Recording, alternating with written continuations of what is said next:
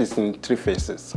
So currently we are at phase 1, which is sort of like trying to address the objective number 1 of the project, which is to review existing policy documents and legal instruments of these mineral companies in their respective settings. In doing that, the RAs and then respective PIs.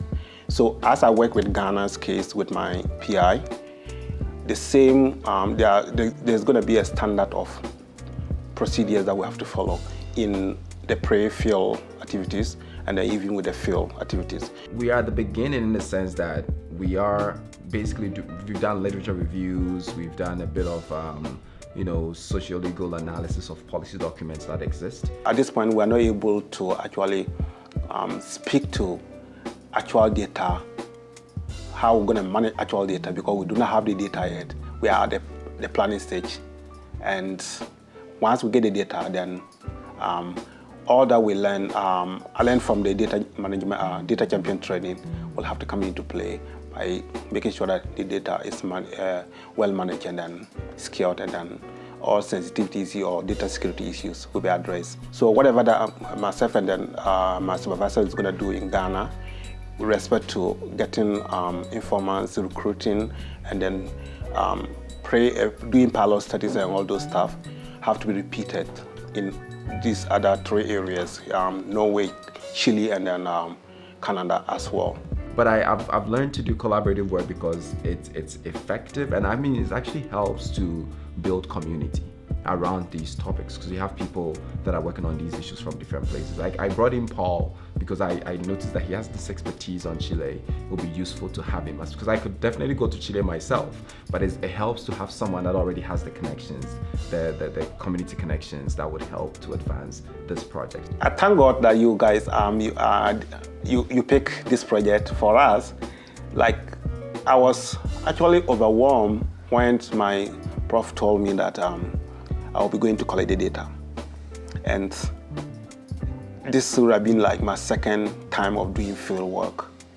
But then I was like, okay, me going to Ghana to join a PI, a collaborator to collect the data, this is a big project.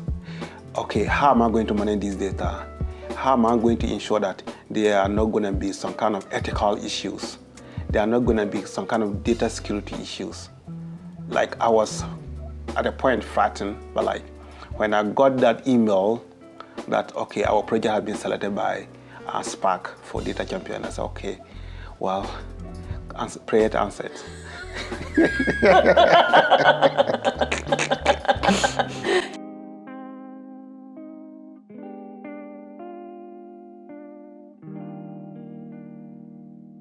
Good. The journey with Data Champion training has been great, and from this at the beginning, I wasn't really sure what it was, and up until 2 days ago when we had a meeting, like there was some sense of clarity around what I really have to do when it comes to this project and then Data Champion data management practices. So that has been the phase that we're in, and now we're basically in the phase of getting ethics approval for us to begin field work, hopefully in the summer, starting with Ghana and maybe Chile, depending on how things go.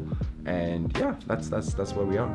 From now to May, I expect that if the project, the PIs and the project really want the project to benefit from data management training that I'm undergoing, I expect them to put me on the center stage, one, in the recruitment process of the respondents and then informants that will be, or participants that will be dealing with out there. Then 2, involve me in all data issues or data planning issues from the earlier stage till we go to the field. I expect to be fully involved in the project management in general and the data collection, the preparation for data collection and everything. That's what I expect from them. So if that is done, then it will give me the opportunity to then incorporate or apply what I've learned in the training I had already prepared my mind that when I go out there to get the data, I shouldn't expect to get an excellent, clean data management plan. I expected that, okay, there would definitely be challenges. And challenges are part of research. Maybe that challenge will point me into another direction of the research that I didn't actually consider in the first place.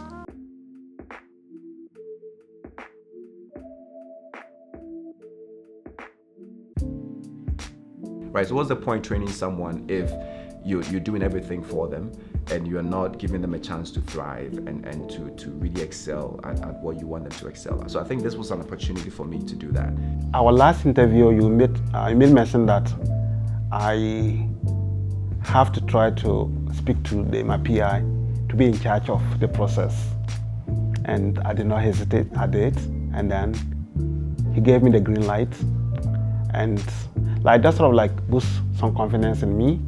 And so when I heard of this, oh, this is wonderful. This is something we all are learning.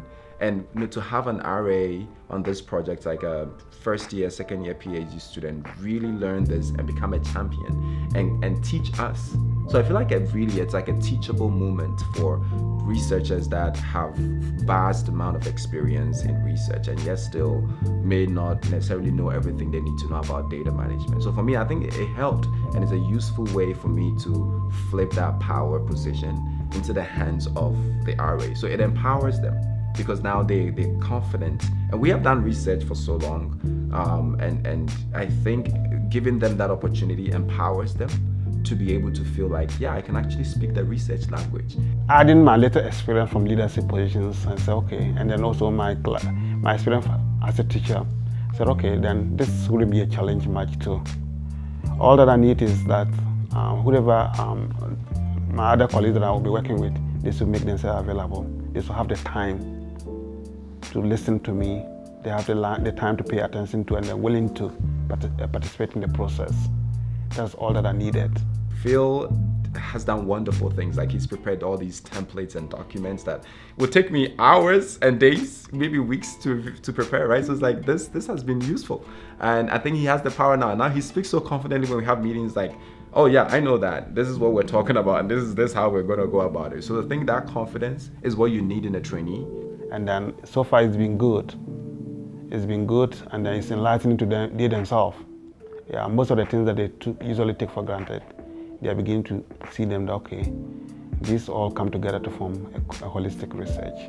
And so I feel like it's an effective way of instilling confidence in future researchers who are students now, and instilling confidence in their ability to handle data, because there's going to be lots of data they will handle in their life or even within a project. But then really giving them that confidence is everything.